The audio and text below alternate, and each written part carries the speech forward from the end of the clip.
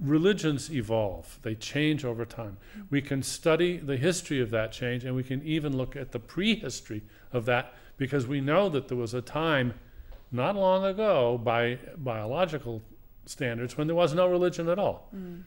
And we also know that there have been hundreds of thousands of religions that have simply vanished.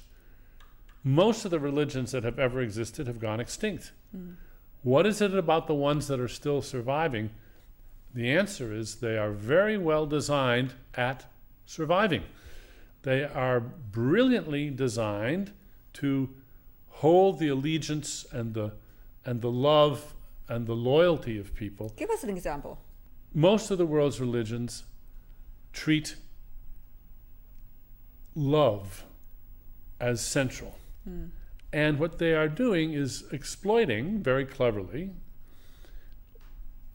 love between a man and a woman.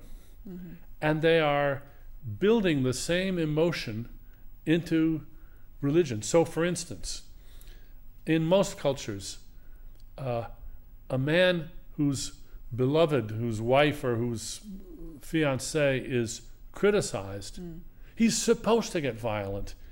He's not just supposed to get angry. He is supposed to take revenge. He's supposed to be almost crazy with anger when somebody criticizes his beloved. Religions take that emotion and exploit it. And that's why we have these preposterous scenes of, for instance, burning down buildings and killing people because their religion has been blasphemed or has been insulted. This is very irrational behavior, but it is condoned and glorified by religions. But don't you think that's a common feeling in the human being? I mean, the family is a family feeling, love relationship, and that the people take actions for that. And what's wrong with the religion putting it into it? Look around and see the results.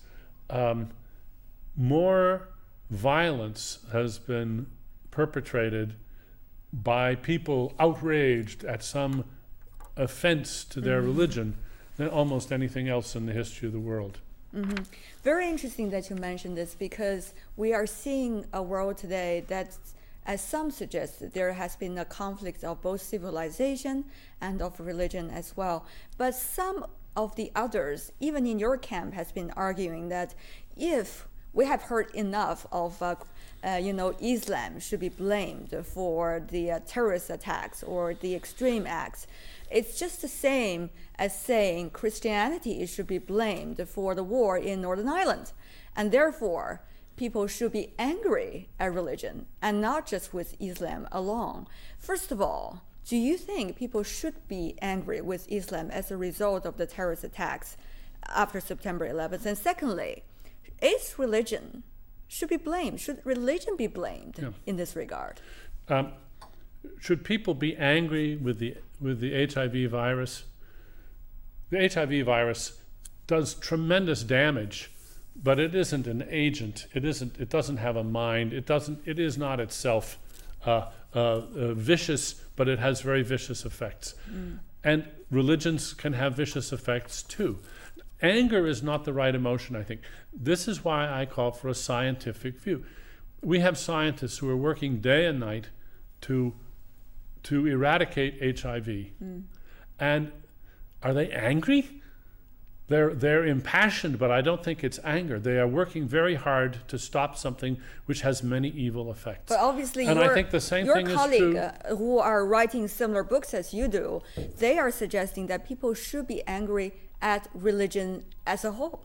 Well, I think in some regards they should. I think that the idea that we should excuse people for their irrational deeds because they're religious is just as silly an idea as what in the United States it used to be the case that when drunk drivers killed people, people would say, well, he couldn't help it, he was drunk. Now we're beginning to realize that's no excuse. In fact, it's the opposite of an excuse. We hold people more responsible for the damage they do when they're drunk so that they won't drink too much. But on the and other I think hand, the same thing is true of religion. On the other hand, many in the opposite camp would say to you, well, hasn't religion done a lot of good things? I mean, a lot of people might not be, as they say, as good as they are today if there were not any religion. Oh, that's undeniably true. Religion's done a lot of good, but it's time to put the good in the scales with the bad and count both and see how it's coming out and see if we couldn't accomplish the good that religion does without the bad. I'm sure there will be a lot of audience that are watching our show today, Professor, that are religious, not only in China, but also in other parts of the world. Yep. Just for, to clear it up, we're doing an intellectual debate about this very interesting topic. Yes. And we're going to continue to do that, Professor, right after this break. We'll be right back. Welcome back to Dialogue. Our topic today, of course, is religion and atheism in America. Our guest, Professor Dennett. He is from the Tufts University and author of the well-known book, Breaking the Spell. Professor, just now we've been talking about why you are becoming an atheist instead of religious, as many others in the U.S. But some have been asking this question, about why a person is religious and what is a religious person believe in and why do they do that. For example, they say if someone told a devout Christian that, the yogurt beside their bed can make them invisible, they will go out and require as many evidence as possible for why that happened or why that should happen. However, if you told them that the book beside their bed, if they do not. And that's what the early religious leaders, the shamans, did. They said, oh, he's there all right, that God, but you just can't see him, he's invisible. And the reason that he didn't answer my prayer this time was because of this and so forth. And just spinning out these stories. Every religion has this. And moreover, says the shaman, it's very important that you believe this, because if you don't, you're going to be in big trouble. They will strike you down. And so the doctrines become encased in many layers of protective, actually foolishness. Right. So it has something to do with the interesting relations between science and religion at the very beginning. Many believe in religion. However, I'm sure silently they also question why there has been, a disaster like tsunami, why there has been an earthquake, and why there has been September 11th, and why there has been a lot of, criminal cases going on around the world almost every day. From your perspective, how do you analyze these? It's another one of those clever design features of religion, and it's a recent one. When the tsunami happened, you turn on the radio, you watch television, and everywhere around the world you see people saying, don't blame God, this is not God's fault, don't blame God. But when good things happen, we're supposed to thank God. So this is a one-way thing. God gets praised for the good things, but he's never blamed for the bad things. But that's a new thing. In the primitive religions, they blamed their gods all the time. Another thing that's quite interesting to a certain extent, at least to the intellectual debate, is, for example, September 11th, people blame on one religion for the mistakes, yet they quickly rely on their own religion or faith for an escape, possibly from the suffering, or for to be spiritually strong. How would you explain this? And in this regard, is religion necessary, at least for these people?